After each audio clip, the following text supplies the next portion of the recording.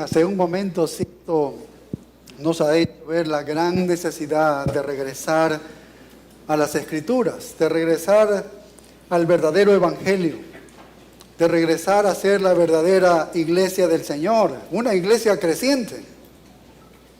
La iglesia actual ha perdido el camino, esa es la realidad. La iglesia actual ha perdido el camino, con predicaciones superficiales, con enseñanzas centradas en engrandecer al hombre, líderes que tienen su propio plan de acción, iglesias que son dirigidas como negocio, como empresas, congregaciones que son llevadas de un lado para otro por doctrinas novedosas que se introducen en ellas y que si crecen acaso numéricamente solamente por el ingenio humano y sin el conocimiento de Dios.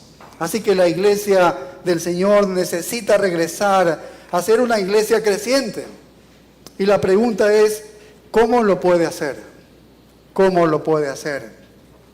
El libro de los Hechos no solamente narra el comienzo de la iglesia, sino también a medida que avanza en el estudio de este libro, nos habla del crecimiento de la iglesia, la reproducción, la expansión de la iglesia.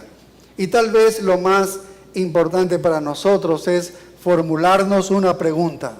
¿Podemos ser como la iglesia primitiva? ¿Podemos ser como la iglesia primitiva?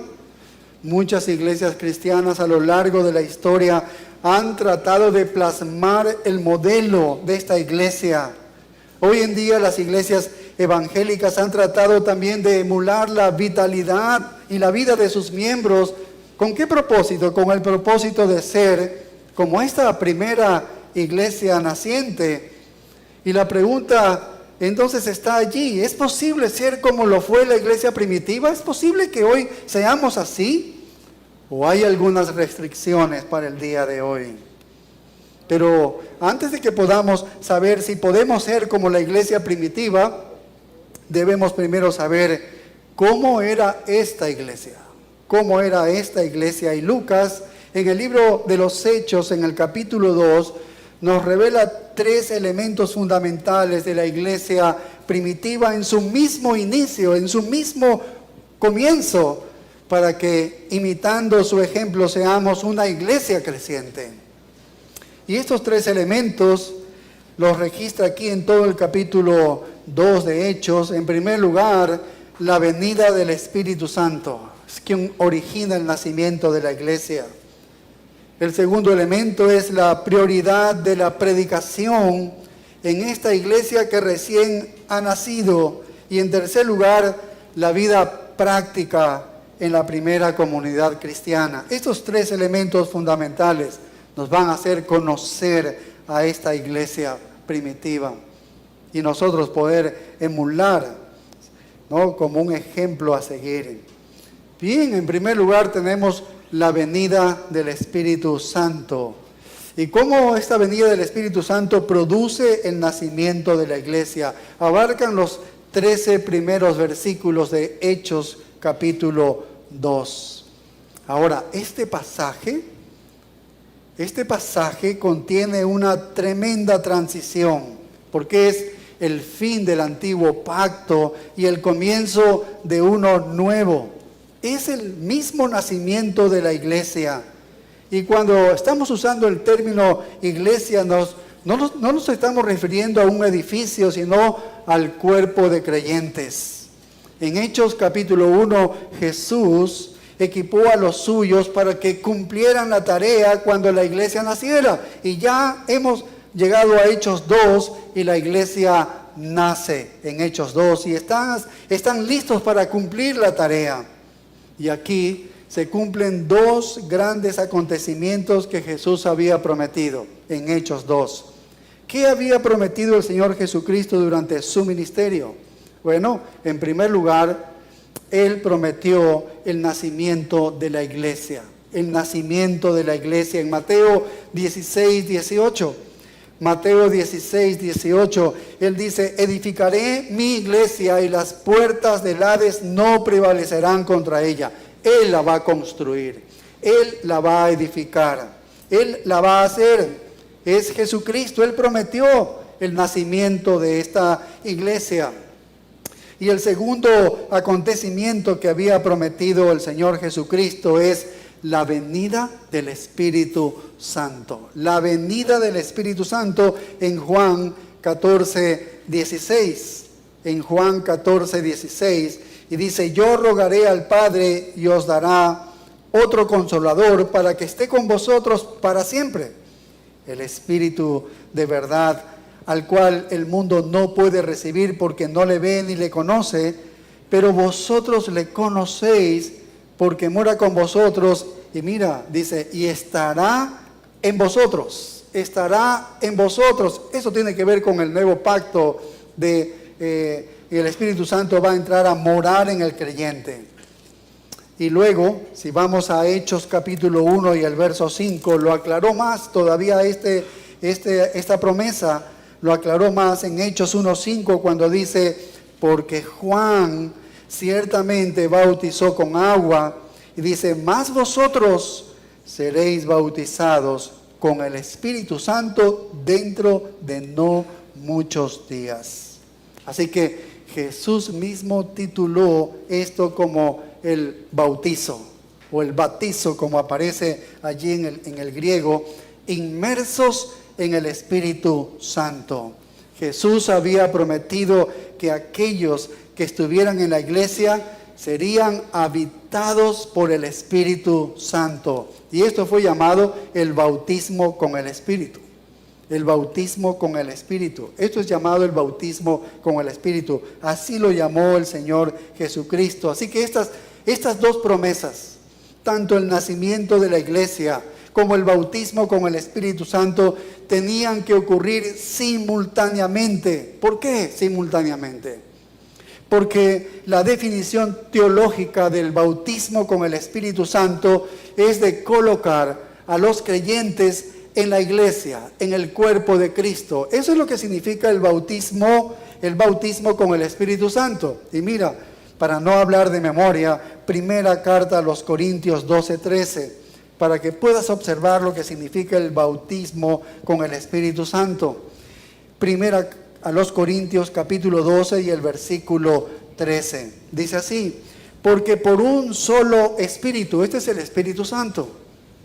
Este es el Espíritu Santo, dice, porque por un solo Espíritu fuimos, dice, todos inmersos, bautizados en un cuerpo que es la iglesia, donde Cristo es la cabeza y el cuerpo es todos los creyentes que conformamos el cuerpo de Cristo. Así que todo creyente en el momento de la salvación es colocado en la iglesia, es colocado en la iglesia, la cual es unido a este cuerpo.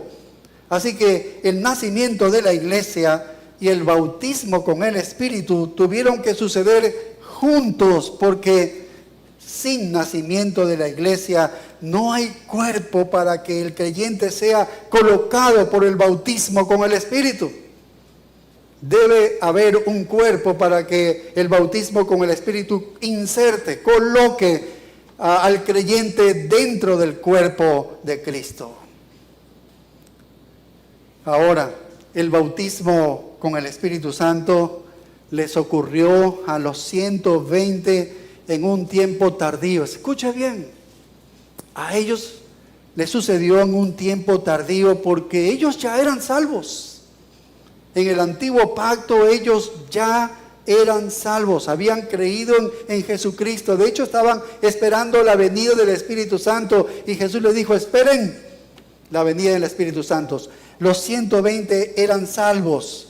Tal vez unos fueron salvos mucho antes, otros tal vez después de la resurrección del Señor Jesucristo, algunos creyeron. Pero ellos no pudieron ser bautizados o colocados en el cuerpo en comunión con los demás, porque la iglesia todavía no existía. No había iglesia. Recién aquí en Pentecostés va a nacer la iglesia. Aquí nace la iglesia. Entonces debemos reconocer que esto fue una transición entre dos épocas, la del Antiguo Testamento y la del Nuevo Testamento.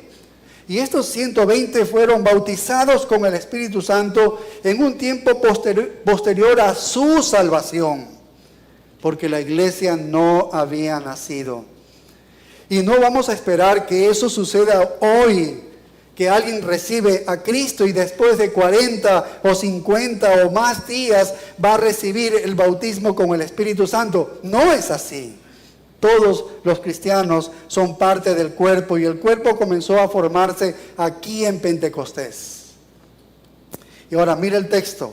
Aquí estamos en Hechos capítulo 2 y aquí dice el versículo 1. Dice, cuando llegó el día de Pentecostés. Qué interesante, porque habla de un tiempo específico.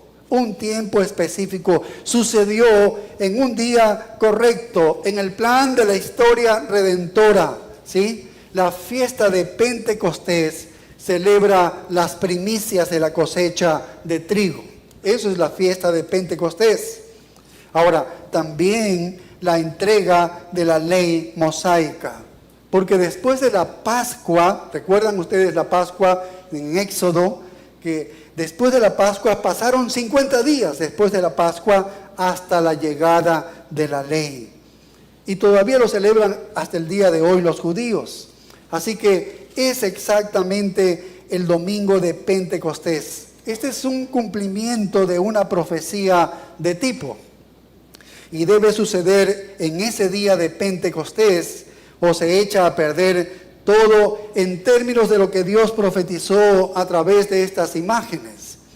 Las características clave de esta fiesta revelada están expuestas en Levítico 23. No vamos a leer, ahí están todas las fiestas que celebraban los judíos por tiempo, pero ahí están exactamente cuándo iban a suceder. Y todas ellas son predictivas en sus imágenes. Y hay solamente 3 principales fiestas que son imágenes directas de la obra de Jesucristo que nos interesa para poder entender este Pentecostés aquí. Una de estas fiestas es la Pascua, la conocen ustedes muy bien. Consistía en la liberación de la esclavitud de Egipto. Dios les había dicho, si quieren escapar de esta matanza de los primogénitos, maten al cordero de la Pascua y pongan la sangre en los postes de la puerta y el ángel que va a pasar no les va a matar al primogénito. Y eso era una imagen perfecta de Jesucristo, cuya sangre se derramó por nosotros. Ahora, y Dios nos ve a la vista de la sangre de Cristo y pasa de largo. Y así la Pascua representaba la muerte de Jesucristo, ¿ves? La Pascua representaba la muerte de Jesucristo. Y le pregunto, ¿en qué día festivo murió Jesús? En la Pascua, ¿ves? La profecía de tipo que se cumple, el calendario de Dios era el correcto. Así murió el Señor Jesucristo. La segunda fiesta es la fiesta de las primicias, que se celebraba la cosecha de cebada. Y esta fiesta era el día siguiente de la Pascua, es decir, que era el día domingo, ¿sí? Fiesta de las primicias. ¿Qué hacían ellos? Iban a coger algunos trozos que habían madurado pronto, lo examinaban y luego alababan a Dios por lo que Dios iba a hacer cuando trajera la cosecha completa. Solamente cogían unas muestras, esas son las primicias, y alababan a Dios y daban gracias porque aseguraba de que Dios iba a dar una buena cosecha. Así que era una buena lección de confianza.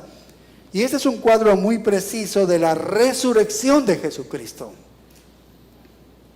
Jesús, en el cumplimiento perfecto, Él es las primicias. Primera carta a los Corintios 15:20, en todo ese capítulo 15 que desarrolla Pablo la resurrección, en el verso 20 dice, mas ahora Cristo ha resucitado de los muertos, y dice, primicias de los que durmieron es hecho. ¿Qué simboliza esta imagen? Que la resurrección de Cristo garantiza que nuestra resurrección ocurrirá. Él dice, porque yo vivo, vosotros también viviréis. Jesús no solo fue crucificado en la Pascua, sino que resucitó en las primicias, según la profecía, y fue un domingo la resurrección del Señor Jesucristo. Y exactamente después de 50 días de la celebración de la fiesta, viene la fiesta del Pentecostés. Esta es la cosecha de trigo, y todavía no se había terminado, y lo que se hacía era recoger también las primicias del trigo. Solo que es interesante que en esta vez no la traían simplemente en la gavilla, que es el grano suelto atado, sino que lo tomaban, lo sacaban y lo horneaban en 2 panes. Preparaban, lo horneaban en 2 panes. ¿Qué predice esto? ¿Qué predice esto? Exactamente lo que sucedió en Pentecostés. Jesucristo murió en la Pascua, resucitó en las primicias y en Pentecostés disfrutó de estos eventos. Y algún día nuestro Señor va a cosechar a los creyentes en la gran venida de Jesucristo, y Él va a separar el trigo de la cizaña. ¿Y cuál es la garantía que tú tienes de estar en esta cosecha? Bueno, entendemos que Cristo resucitó, esa es la garantía, pero mira Efesios 1:13, Efesios capítulo 1 y el verso 13, esta es otra de las garantías que tiene que ver con el Espíritu Santo, y por eso lo voy a leer. Efesios capítulo 1 y el versículo 13, que dice: en él también vosotros, habiendo oído la palabra de verdad, el evangelio de vuestra salvación, y habiendo creído en él, fuisteis sellados con el Espíritu Santo de la promesa, que es, ¿qué cosa? Las arras de nuestra herencia, hasta la redención de la posesión adquirida para alabanza de su gloria. Las arras es arrabón, es garantía o es primicias. El Espíritu de Dios dentro del creyente es la garantía de esa herencia final completa. ¿Sí ves? Así que Dios te ha dado su Espíritu ahora. Dios te ha dado su Espíritu ahora. Entonces, ¿qué sucedió en el día de Pentecostés? Que el Espíritu vino y habitó en ellos como la garantía de la herencia completa. Ahora, no sucedió porque ellos hicieron algo.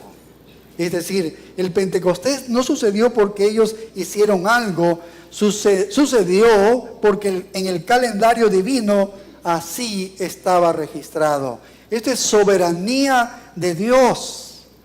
Ha seguido el curso de los acontecimientos y debía ocurrir. Y este fue el momento de Pentecostés. Así que en el diseño perfecto de Dios, desde los primeros tiempos, la iglesia fue diseñada para nacer en Pentecostés, para cumplir esta predicción típica. Y así, cuando la denominación pentecostal dice en su credo, usted ha visto, entrado a la página, y como dice ahí en su credo, creemos, dice que el bautismo del Espíritu Santo se da a los creyentes que lo piden, dice. Que el bautismo con el Espíritu Santo se da a los creyentes que lo piden, según Hechos 2, dicen ellos. ¿Tú ves eso? Han perdido totalmente el punto. Han violado la palabra profética de Dios. Han eliminado uno de los cumplimientos más gloriosos de la profecía que hay aquí en la Escritura. Porque desde el punto de vista histórico es irrepetible. Es irrepetible. No es algo que lo puedas emular. No es algo que lo puedas hacer de nuevo.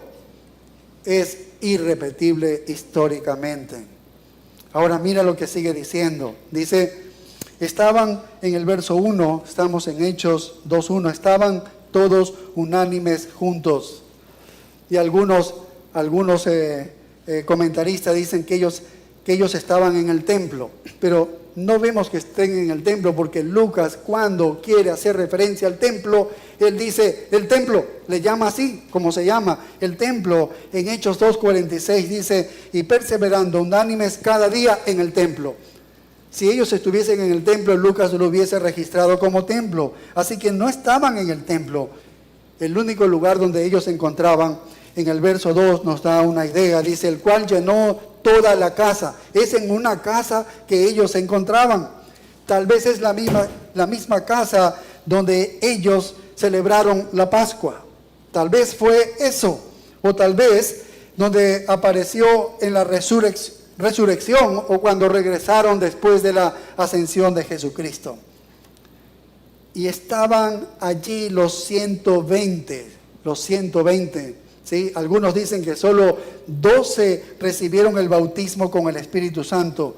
Y eso es un problema porque habría dejado a 108 personas preguntándose seriamente qué estaba pasando. Y no habría sido completo de acuerdo con el bautismo con el Espíritu Santo en el sentido del nacimiento de la iglesia, porque habría dejado a algunos creyentes allí sin ser parte de la iglesia. Y en el verso 2 sigue diciendo, y de repente vino del cielo un estruendo como de un viento recio que soplaba. No era un viento. Era, dice, como el sonido, ¿no? Como un viento. Era el sonido como de un viento. Y dice, de repente, y de repente. Así que la iglesia nació sin ninguna advertencia, como algo momentáneo, instantáneo, inesperado. Este nacimiento es algo milagroso, pero decir que viene en respuesta a las oraciones de cualquiera realmente no es entender la soberanía de Dios. El Pentecostés no vino por las oraciones de hermanos, no vino por haber cumplido algún requisito allí reunidos los 120. El Pentecostés vino porque era el reloj de Dios, tenía que cumplirse, era el nacimiento de la iglesia en la fiesta del Pentecostés. Y esto fue algo sobrenatural, porque dice en el verso 2, sigue diciendo, y vino del cielo un estruendo. Y es interesante porque cuando dice que vino del cielo, esto lo saca de las manos del hombre. Esto lo saca de las manos de Satanás. Es Dios actuando. Esto viene del cielo. No es algo que viene aquí de esta tierra. No es algo terrenal. Y sigue diciendo el verso 2, como de un viento que soplaba.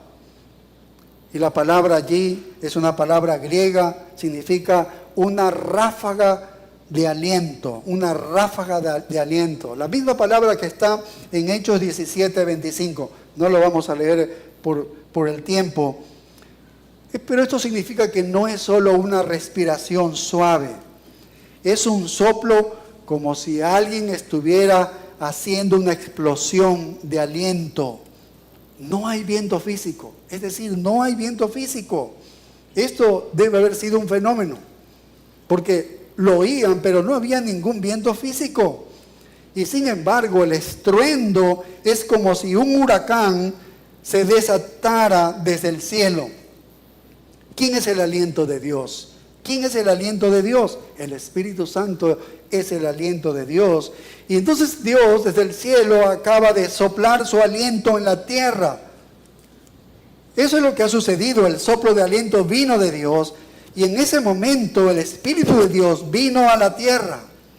Y mira lo que causó, el cual llenó, dice, toda la casa donde estaban sentados. Esto fue el bautismo con el Espíritu Santo. Aquí está el bautismo con el Espíritu Santo. Fueron completamente envueltos, sumergidos, bautizados por el aliento de Dios, que es el Espíritu Santo. Allí se cumplió la promesa de Hechos 1:5. Recibirán poder, va a venir el Espíritu Santo, ¿no? Y los van a ser bautizados con el Espíritu Santo. Este bautismo en el versículo 2 no es experimental. No es experimental, ¿sí? Esto que estamos estudiando, el bautismo con el Espíritu Santo en este versículo 2, no es algo experimental, pero a menudo se define hoy en día como una experiencia. Así lo dicen, no es que yo experimenté algo. Es decir, uno se bautiza y luego suceden ciertas cosas. Así me sucedió a mí, dicen algunos. Pero en la Biblia, el bautismo con el Espíritu Santo ocurre a un nivel divino sin ninguna reacción. Es un acto soberano de Dios. Es posicional. Es una verdad que ocurre, es posicional. 1 Corintios 12:13 dice, porque por un solo espíritu fuimos todos bautizados en un cuerpo. Así que el bautismo con el espíritu toma a una persona en la salvación y la coloca en el cuerpo, sea judío, sea griego, sea esclavo, sea libre. ¿Y cuántas veces ocurre esto? Una sola vez. Y ocurre en la salvación del creyente. Ese es el bautismo con el Espíritu. Le coloca en el cuerpo de Cristo. Ahora mira lo que sigue diciendo el verso 3. Y se les aparecieron a los creyentes que habían sido bautizados con el Espíritu Santo, que habían sido colocados en el cuerpo de Cristo por el Espíritu. Se les aparecieron lenguas repartidas como de fuego. No eran de fuego.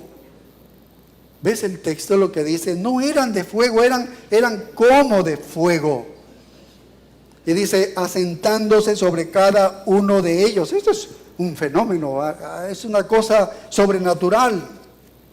Estas lenguas separadas que aparecieron sobre cada uno de ellos fue un testimonio de que sin excepción cada uno de ellos había recibido el Espíritu Santo. Algunas personas han malinterpretado Mateo 3:11, ¿sí? Mateo 3:11 que dice, yo la verdad os bautizo en agua para arrepentimiento, decía Juan el Bautista, pero el que viene tras mí, que es Jesucristo, cuyo calzado yo no soy digno de llevar, es más poderoso que yo, Él os bautizará en Espíritu Santo y fuego. ¿Y sabes cómo interpretan muchos cristianos este versículo? La gente dice, sí, eso es lo que ocurrió en Pentecostés.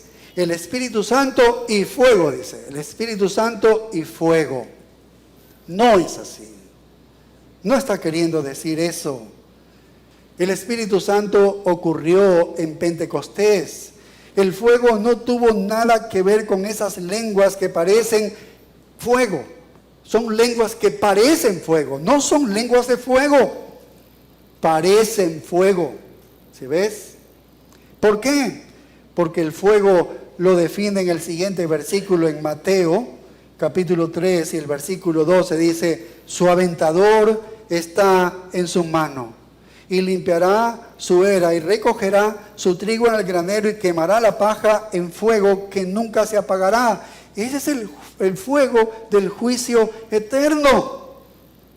Este es el fuego del juicio eterno. Es una mala interpretación meterle que este fuego es el que ocurrió en Hechos capítulo 2.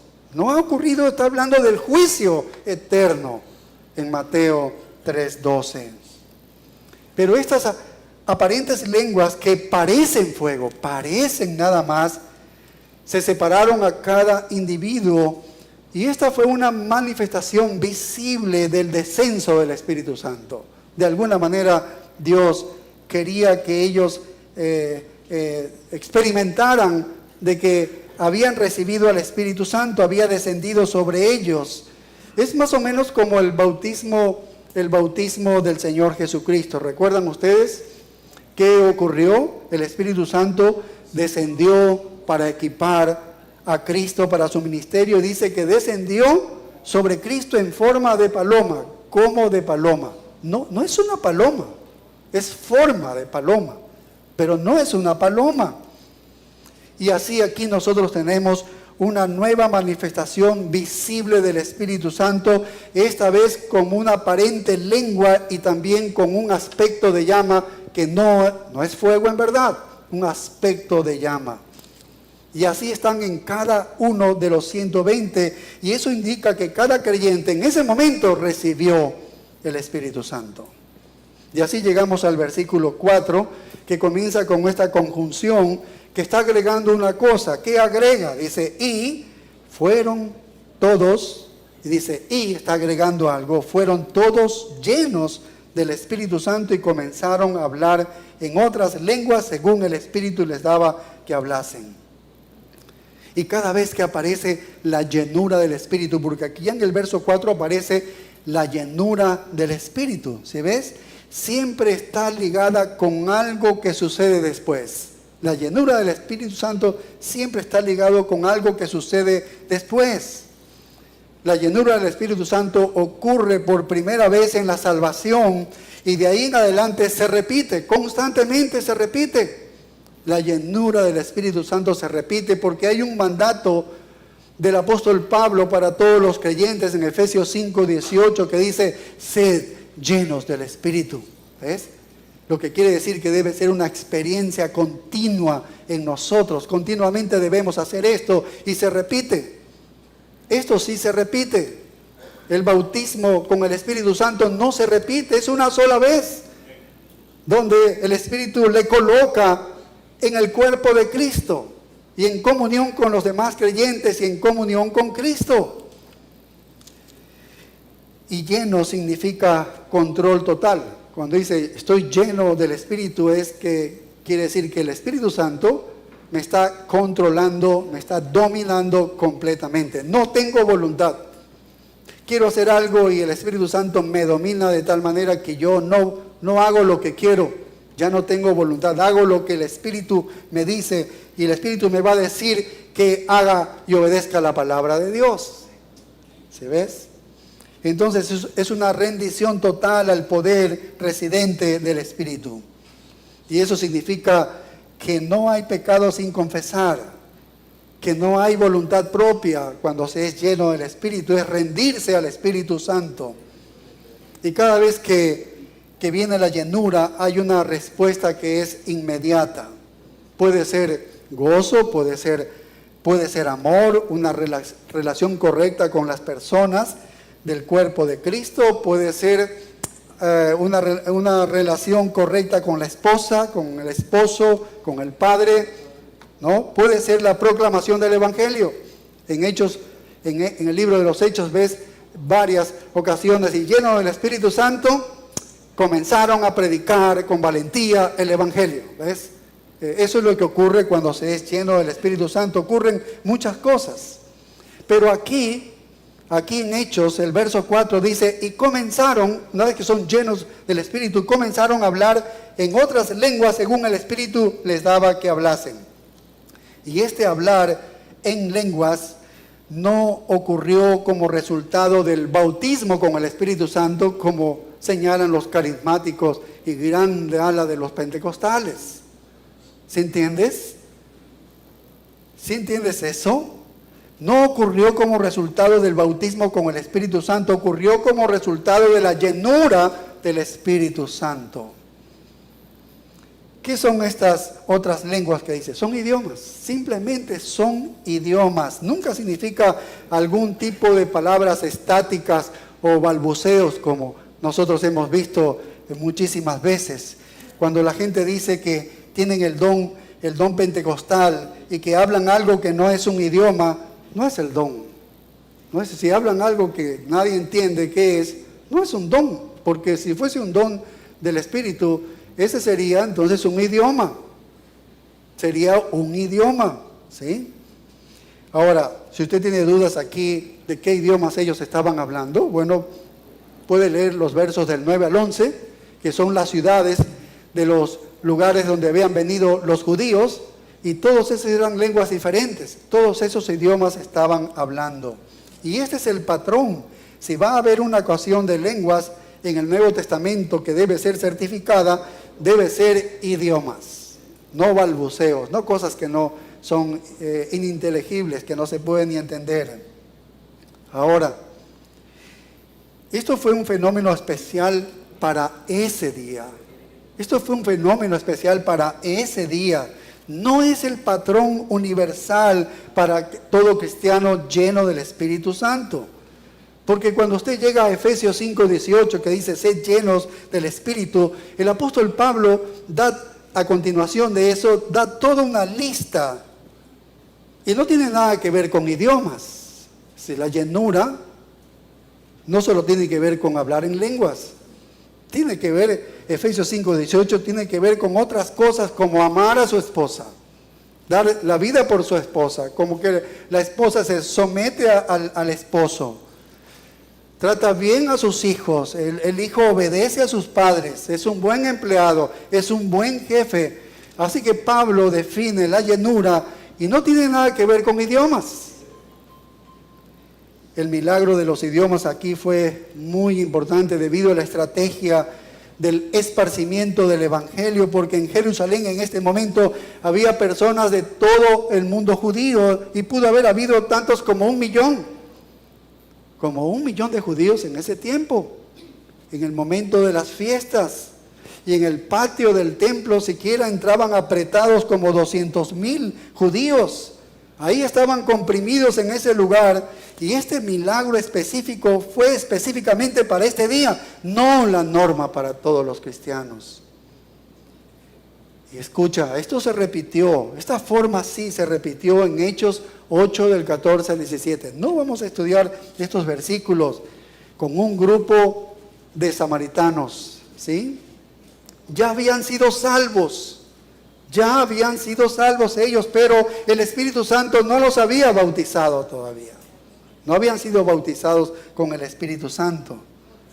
Pero esto sucedió siempre en presencia de un apóstol. Un apóstol avalaba esto. Dios lo quiso así, de esa manera. ¿Por qué? Porque si no, los samaritanos, si hubiesen recibido un evento igual, podían decir, no tenemos nada que ver con los judíos y hacemos nuestra iglesia aparte. Pero Dios no quiso eso. No quiso eso, ¿ves? Eso que hablaban en idiomas no era para comunicarse, no era para tener una mejor comunicación. Lo importante ahí es que hablaron en idiomas para que los judíos supieran que recibieron lo mismo que ellos recibieron en Pentecostés. ¿Entiendes? Es decir, estamos uniformados, todo es igual. Todo es igual. El Espíritu de Dios quiere que todo el mundo se asegure de que la iglesia es un cuerpo. Y mira, lo mismo sucedió con los gentiles. Cuando va a Cornelio, lo mismo sucedió. Hablaron en lenguas, descendió el Espíritu Santo, fueron llenos, hablaron en lenguas, lo mismo. Y luego con otro grupo que habían escuchado predicar a Juan y no sabían nada del Espíritu Santo, y entonces también ocurrió lo mismo. Pare de contar, no hay más. Estos 4 grupos para que todos entiendan que pertenecen a un solo cuerpo. De ahí no ves más esta experiencia. Para nada, en lo absoluto. En lo absoluto. Ahora, el profeta Isaías también profetizó que hablar de las grandezas de Dios en otros idiomas sería señal de juicio para Israel. ¿Sí ves? Y aquí en Pentecostés significaba que Dios estaba rechazando a Israel para darle paso a los gentiles. Y eso se va a desarrollar también en medio de todo esto. ¿Sí ves? Dios también usó el don de lenguas para despertar el asombro a gente impía, para llamarle la atención, para que sepan que viene de Dios. Y entonces escuchan el Evangelio que iba a ser predicado por uno de sus apóstoles. Y bueno, eso fue lo que ocurrió aquí. Todo ante esta maravilla, ante este milagro de hablar en otros idiomas, toda la gente estaba confundida. El verso 12 dice, y estaban todos atónitos y perplejos diciendo unos a otros, ¿qué quiere decir esto? Mas otros burlándose decían, están llenos de mosto. Ellos fueron bautizados en el cuerpo de Cristo para que siendo llenos del Espíritu comiencen a hablar las maravillas de Dios, las obras de Dios en todos esos idiomas. ¿Y qué? Y captar los oídos de la multitud para predicar, porque Pedro se va a levantar. Y esto nos lleva al segundo punto que nos hace ver la prioridad de la predicación en una iglesia que recién nace. Mira, la iglesia recién nace y vemos nosotros el énfasis que tiene la iglesia. Ahora, el énfasis actual de la iglesia es una omisión de la predicación. Qué tristeza, ¿no? Todo lo contrario de la iglesia que recién nace. Hay libros que eliminan por completo la predicación de la vida de la iglesia, del modelo de la iglesia. Y creo que esto es una gran injusticia para el modelo de Dios y el diseño de Dios. Y es un error del cristianismo y la dinámica del cristianismo. Las iglesias modernas hacen énfasis en otras cosas como la consejería cristiana, la familia de Dios, el discipulado, los matrimonios, lo social, etc. Y no estamos diciendo que eso es malo. Ninguna de estas cosas es mala en su lugar. Son cosas buenas, pero no reemplazan la predicación. Los seminarios que supuestamente están produciendo hombres para el ministerio y hoy en día están enseñando psicología, técnicas de consejería y están produciendo montones de material sobre la psicoterapia y consejería de grupo, etc. Se requiere que se enseñen los principios de la predicación. Necesitamos establecer la prioridad de la predicación en la iglesia hoy en día. Y este sermón de Pedro es estratégicamente importante porque es el primer sermón cristiano. Es el primer sermón de la iglesia naciente, jamás predicado, y por lo tanto establece para nosotros un modelo de predicación apostólica que se mantiene para la predicación de hoy. Y mira, Pablo lo divide en 4 partes: una introducción, una proclamación, una apelación y hay resultado. 4 cosas este sermón, lo que tiene todo sermón. En la introducción explica el Pentecostés. Está explicándoles el Pentecostés porque la gente se burla y dice que están ebrios, están borrachos. Y el verso 14 le dice: entonces Pedro, poniéndose en pie con los 11, alzó la voz y les habló diciendo: varones judíos y todos los que habitáis en Jerusalén, esto os sea notorio y oíd mis palabras, porque estos no están ebrios, como vosotros suponéis, puesto que es la hora tercera del día. Punto. Una razón de poder. Todo judío en las fiestas jamás comía o bebía algo hasta las 9, que era la oración que ellos se dedicaban. Así que dice: oye, estamos en fiesta y mira, no son las 9. Entonces se quedaron mudos. Es verdad. ¿Por qué estamos diciendo que están ebrios? No están ebrios. ¿Sabes lo que acaban de ver? Él les dice: ustedes acaban de ver el comienzo de los tiempos mesiánicos. Eso es lo que ustedes están viendo. El comienzo de los tiempos mesiánicos. Mira el verso 16. Mas esto es lo dicho por el profeta Joel. Y 17. En los postreros días, dice Dios, postreros días.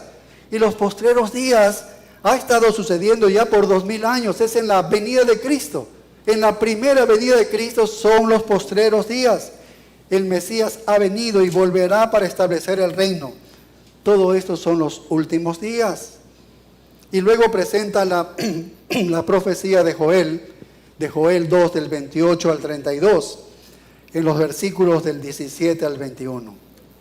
Ahora, el total cumplimiento de la profecía de Joel aguarda la llegada del reino milenario.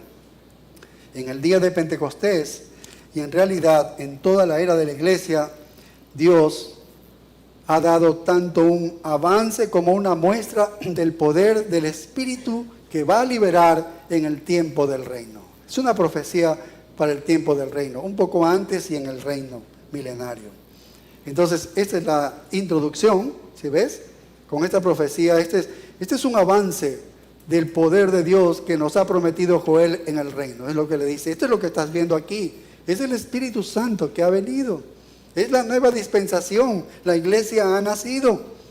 Y entonces viene la proclamación. ¿Y qué hace en la proclamación? Que es el cuerpo del sermón. Exalta a Cristo. ¿Ves lo que hace una predicación? Exalta a Cristo en los versículos del 23 al 35. Y Pedro no solo dice, sino que demuestra que Jesús era el Mesías y presenta una evidencia abrumadora. 4 cosas él usa. Él dice: la vida de Cristo.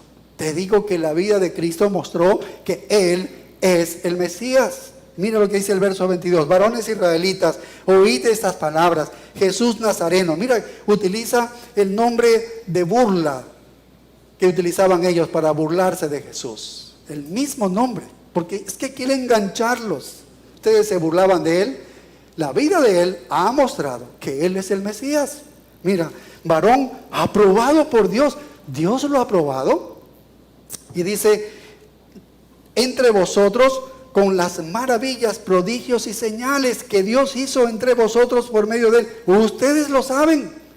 Ustedes saben que todos los milagros que él hizo fue por Dios, fue aprobado por Dios. Y no se vengan a esconder. Ustedes lo saben. Y dice, como vosotros mismos sabéis. Y al mismo tiempo que presenta a Jesús acreditado por Dios, también los acusa porque no pueden alegar ignorancia. Así que ese nombre de Jesús Nazareno es el nombre por el cual los judíos lo llamaban en burla, porque todos creían que nada bueno salía de Nazaret. Eso es lo que ellos creían.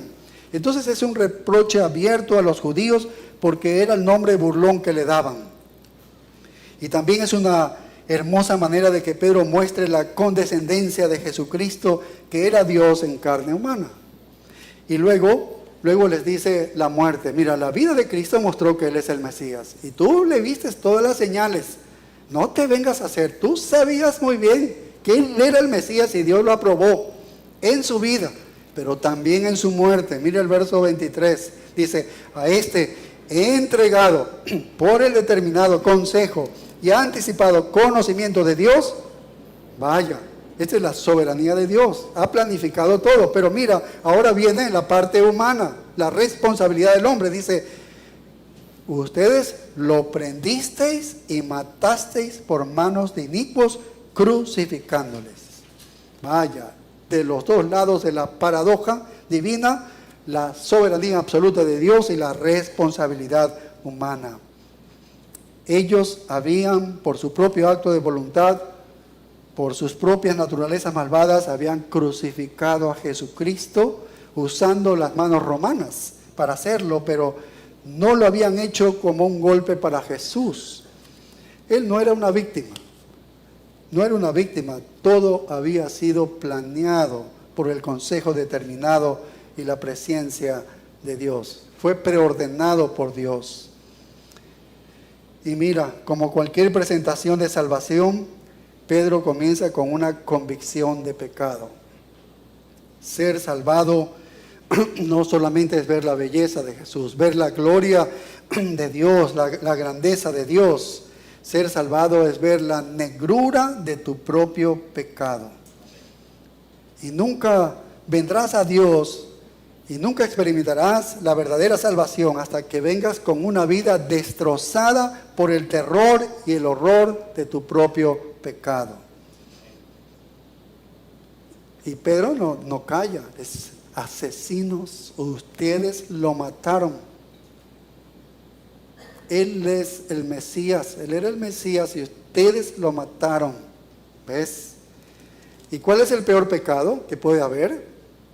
Juan 16:8 dice, cuando Él venga, el Espíritu Santo convencerá al mundo ¿de qué? De pecado, de justicia y de juicio. De pecado por cuanto no creen en mí. ¿Ves? La incredulidad. Ese es el peor pecado. Y luego le habla de la resurrección. No vamos a leer, pero dice, este Cristo fue resucitado. Dios lo levantó. Y en la resurrección ha mostrado que Él es el Mesías. Que Él es el Mesías. Que no pecó, no vio corrupción. A este Jesús resucitó Dios, de lo cual todos nosotros somos testigos. Y somos testigos de la resurrección. Y la resurrección es el punto culminante de la historia redentora. Demuestra más allá de toda duda la divinidad de Jesucristo y establece sus credenciales mesiánicas. La resurrección es la prueba suprema de que Dios aceptó el sacrificio de Jesucristo. Sin la resurrección, su muerte se convierte en el acto heroico de un hombre noble o mártir, si ves. Pero hubo resurrección. Y eso se convierte en el tema principal de su sermón. Dedican 9 versículos. En los otros, en la muerte, ¿sí?, en la vida, 1 versículo, y en la resurrección, 9 versículos en su sermón. Vaya. Y luego, el verso 33, la exaltación. Así que dice, exaltado por la diestra de Dios, y habiendo recibido del Padre la promesa del Espíritu Santo, ha derramado esto que vosotros veis hoy. Nuevamente enlaza el Pentecostés, lo que ellos estaban viendo, ¿no?, que no están ebrios. Esto es el Espíritu Santo, ¿no? Es una muestra del Espíritu Santo que se nos ha prometido a nosotros los judíos en el tiempo del reino milenario. Y lo está mostrando un poco acá. Así que Pedro lleva a sus oyentes al principio de este fenómeno de Pentecostés. Y les dice que lo que acaban de ver resultó de la promesa de Dios de enviar al Espíritu para inaugurar esta era mesiánica. Vaya, qué tremendo. Y luego en el verso 34 dice, porque David no subió a los cielos, pero él mismo dice, dijo el Señor a mi Señor, siéntate a mi diestra hasta que ponga a tus enemigos por estrado de tus pies. Y luego termina diciendo en el 35, sepa pues ciertísimamente toda la casa de Israel, que a este Jesús, a quien vosotros crucificasteis nuevamente, Dios le ha hecho Señor y Cristo. Él ha dado el veredicto y ellos han salido culpables por haberse opuesto a Dios y haber rechazado a su Mesías. Pedro dijo, esta es la piedra reprobada por vosotros los edificadores, el cual ha venido a ser la cabeza del ángulo, Cristo. Y luego apela en los versículos del 30 al 40, dice, al oír esto se compungieron de corazón, estaban totalmente desesperados, eso se compungieron, estaban aturdidos por no poder eludir la acusación de que eran culpables. Es que les dio durísimo Pedro, ¿ves? O sea, predicó el Evangelio. Cuando prediques el Evangelio, predica del pecado, porque si no predicas del pecado, el pecador ni se entera. Y se entera de que es un pecador. ¿Cómo va a entender el Evangelio? Pero acá lo entendieron muy bien. Están desesperados, están aturdidos, están agobiados porque se sienten culpables, están con dolor, con remordimiento, con todo eso. Entonces dijeron a Pedro y a los otros apóstoles, varones, hermanos, ¿qué haremos? Y Pedro les dijo, arrepentíos, arrepentíos. ¿Ves? Ahí está el llamado que hace. Ese es el llamado no es alza la mano y esto y hace esta oración. No, el llamado es arrepiéntete, pecador. Y ahí está, arrepiéntete. ¿Sí ves? Hoy en día, si alguien dice, yo quiero ser salvo, porque es lo mismo que este grupo de gente, oye, yo quiero ser salvo de esta maldad, de este pecado. Y cualquier pastor diría, bien, cierra los ojos y repite esta oración conmigo. Y dice, ya eres salvo. Eso hace Pedro. Les dice, arrepiéntete, pecador, arrepiéntete. Eso es lo que les dice el apóstol Pedro. ¿Sí ves? Arrepiéntete. El verdadero arrepentimiento aborrece el pecado por lo que es. Es una afrenta a Dios. Y es ese punto que yo debo llegar, ¿no? Y debo aborrecer porque ha ofendido a mi Dios. Ese es el verdadero arrepentimiento. Saber que el pecado es malo y que Dios lo detesta motiva a la persona verdaderamente arrepentida a abandonarlo. Claro que sí. El verdadero arrepentimiento, por tanto, abandona el pecado y se vuelve en total compromiso a Jesucristo. Y luego les dice, bautícese cada uno de vosotros en el nombre de Jesucristo. ¿Sabes lo que hace eso? Porque en la sociedad judía, bautizarte siguiendo a un farsante para ellos que lo habían echado, ya lo habían matado en la cruz, y ahora tú eres como parte eres un seguidor de ese que murió, era una vergüenza, era como te quedabas sin nada. Te botaban de la casa, te botaban del trabajo, te botaban de la sociedad, de la sinagoga, te quedabas sin nada. Y Pedro les dice, ya te arrepientes, no ves que te arrepientas, oye, bautízate. O sea, muestra de verdad que eres verdadero convertido. Bautízate, es decir, voy a ser vituperiado por todo el mundo. Todos me van a ver que ahora yo soy un seguidor de Cristo. Eso es lo que dice Pedro. Así que este bautismo marcaría una ruptura pública con el judaísmo e identificación con Jesucristo. ¿Sí ves? Es un acto drástico, público. Ayudaría a eliminar cualquier conversión que no fuera genuina. El que no es genuino dice, yo no voy a perder mi herencia, yo no voy a perder mi trabajo, yo no voy a perder esto. ¿Ves? No lo haría. Son falsos. Y eso es lo que puso Pedro allí. Y dice, para perdón de los pecados y recibiréis el don del Espíritu Santo, porque para vosotros es la promesa. Y sigue diciendo. Y finalmente los resultados. Gran parte de la evangelización de esta época es que la gente llegue a Cristo lo más fácil posible. Así lo hacen, ¿verdad?, los predicadores. Es facilito llegar a Cristo. Sí, sencillito. A muchos hoy en día les horrorizaría que Pedro hiciera tan elevado el costo de llegar a Cristo. ¿Cómo podía él esperar que sus oyentes le dieran públicamente la espalda a su cultura, a su sociedad? Pero eso es lo que hace Pedro. Pero hoy se horrorizarían muchos pastores, predicadores. Entonces, no, ¿cómo vas a decirle que deje todo eso? Que arriesgaran a volverse parias entre sus familias y su sociedad. ¿Por qué crees que la iglesia primitiva tuvo que sustentar a creyentes cuando nace la iglesia? ¿Por qué crees que los sustentó a ellos? Se quedaron como parias, los dejaron abandonados por hacerse cristianos. Sin duda, muchos predecirían que los resultados del sermón serían mínimos, pero mire el verso 41. Así que los que recibieron su palabra fueron bautizados y se añadieron aquel día como 3,000 personas. ¡Qué bendición tan grande! Inmediatamente nos lleva esto a la vida práctica en la primera comunidad cristiana. Y todo esto como un ejemplo para nosotros. Estamos tomando como un ejemplo para nosotros. La iglesia primitiva era una iglesia ideal, porque para tener el resultado adecuado, que es la evangelización, la iglesia debe estar en crecimiento. Y esto ocurre cuando se tiene actitudes espirituales, es decir, carácter espiritual. Y para tener el crecimiento es necesario tener el contenido correcto, que son deberes espirituales. Y nos damos cuenta que la evangelización es la última cosa en la lista. Aquí está en el verso 47, nos dice el impacto evangelístico. Pero es lo último, lo último. A diferencia de lo que entendemos a veces en las iglesias, no. Es que la iglesia ya debe evangelizar. Ya tienes que ir a evangelizar.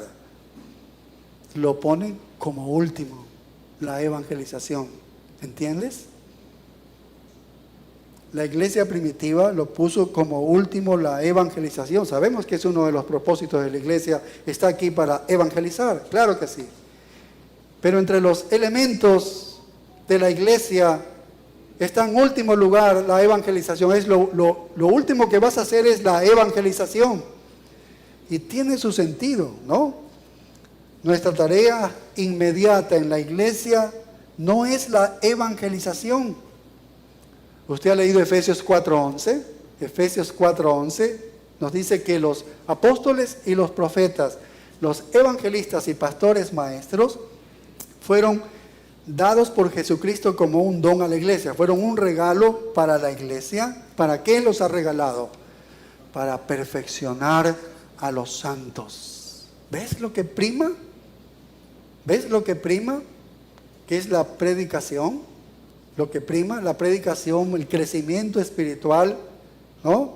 Más tarde, los santos que ya son perfeccionados, ellos van a hacer la obra del ministerio. Pues dice, para que hagan la obra del ministerio. ¿Y qué es eso? La evangelización. Es que nuestra vida debe cambiar. Y entonces haremos una buena tarea de evangelización donde quiera que vayamos. Porque en nuestra propia vida estamos listos para presentar defensa, para hablar del evangelio, pero nuestra vida nos acompaña. Ahora, mira lo que está en el primer orden en una iglesia hay deberes espirituales. Mira en el verso 42, y perseveraban en la doctrina de los apóstoles. ¿Sabes lo que significa que perseveraban ellos? ¿Qué quiere decir esto que perseveraban? Los 3,000 que se convirtieron se mantenían allí, no se fueron. ¿Qué significa eso? Que esta iglesia totalmente era salva. Es decir, una iglesia, la iglesia de Cristo, debe tratar en lo sumo de tener como miembros a gente salva, no inconversa. ¿Entiendes? Y Pedro, con eso que les dijo, a ver, bautícese. Entonces, ahí zanjó a un montón, que tal vez no eran verdaderos convertidos. ¿Ves? Y esos 3,000 perseveraban, se mantenían. Eso es impresionante. Y seguramente había muchas burlas y todo eso, pero se mantenían fieles.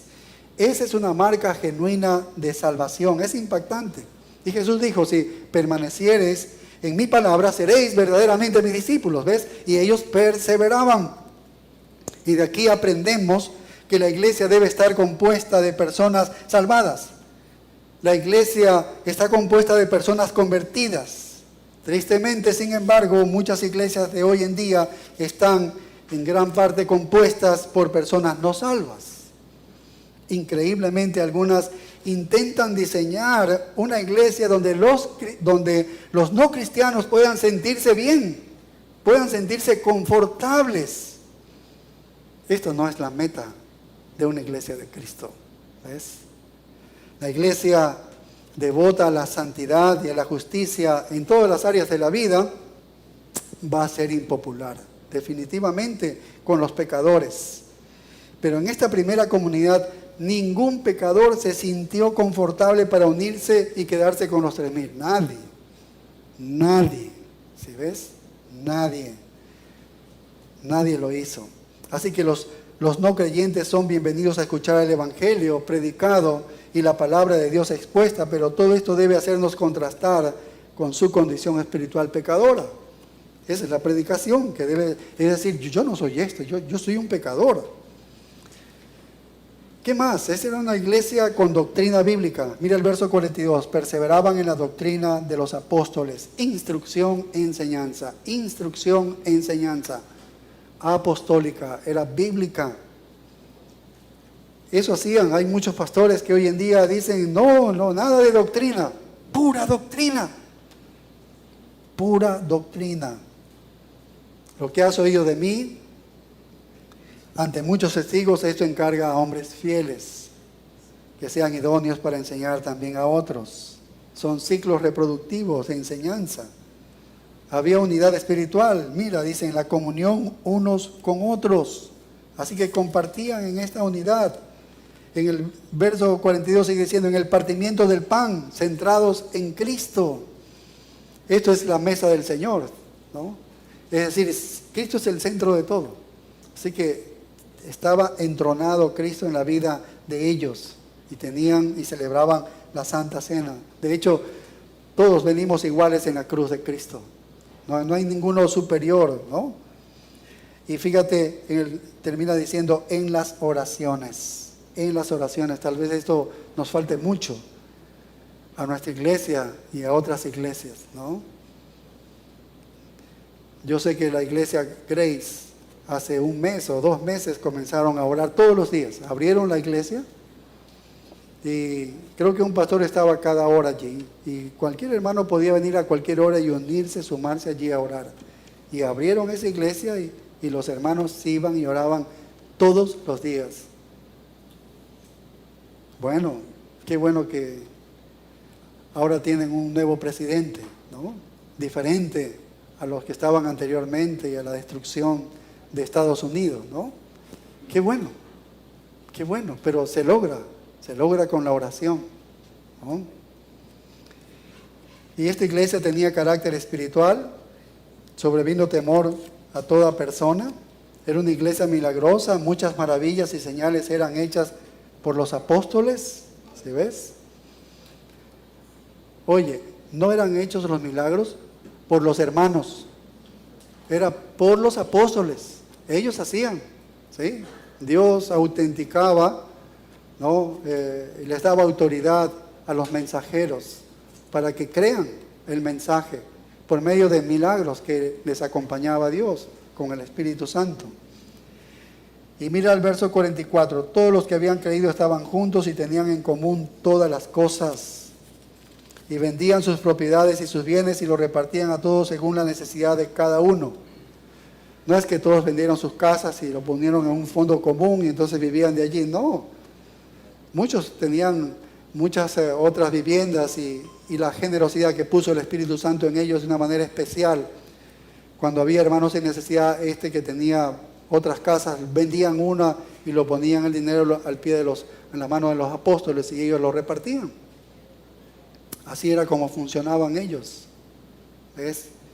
Y termina en el verso 47 el impacto espiritual de ellos. Y teniendo favor con todo el pueblo. ¡Qué bendición! Teniendo favor con todo el pueblo. Y el verso 47 termina diciendo, y el Señor añadía cada día a la iglesia a los que habían de ser salvos. Este es el evangelismo efectivo. Con vidas así, que impactan, el evangelismo fluye de manera natural donde estás. Ese es el evangelismo. Por eso está en último lugar, porque primero debes crecer y crecer y crecer y cambiar y cambiar. Y para eso hay que predicar, predicar y predicar. Eso es lo que hacen los predicadores, los pastores y maestros. Eso es todo lo que hacen. Hasta que el Señor nos vaya transformando y entonces nos volvamos útiles a Dios para la evangelización. Bien, ¿reconoces que has sido bautizado con el Espíritu Santo? ¿Vives obediente al mandato de ser lleno del Espíritu Santo? ¿Tienes tú la prioridad de la predicación de la palabra? ¿Predicas el Evangelio confrontando al pecador con su pecado? ¿Es así como tú presentas el Evangelio? ¿Estás comprometido a estudiar la palabra de Dios? ¿Tiene usted realmente comunión con los demás? ¿O solo viene el domingo y se va? Y eso es todo lo que usted hace. ¿Va a comprometerse a orar de verdad congregacionalmente? ¿Lo va a hacer? Si esto nosotros comenzamos a hacer, creceremos espiritualmente. Y como resultado será un impacto que ni siquiera podemos imaginarnos. Así que le decimos a Dios, ayúdanos a comprometernos contigo, a que esta iglesia, su iglesia, sea la iglesia que debe ser, la iglesia que está allí modelada aquí en Hechos 2. Oremos. Padre, gracias por tu misericordia.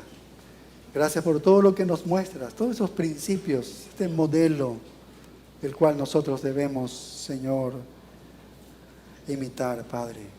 Ayúdanos para ser de bendición, Señor, a este mundo que está caído y nosotros somos los instrumentos tuyos, Señor. Oh Padre, gracias te damos por cada hermano, por cada iglesia representada aquí en ellos. Derrama tus abundantes bendiciones en Cristo Jesús. Amén.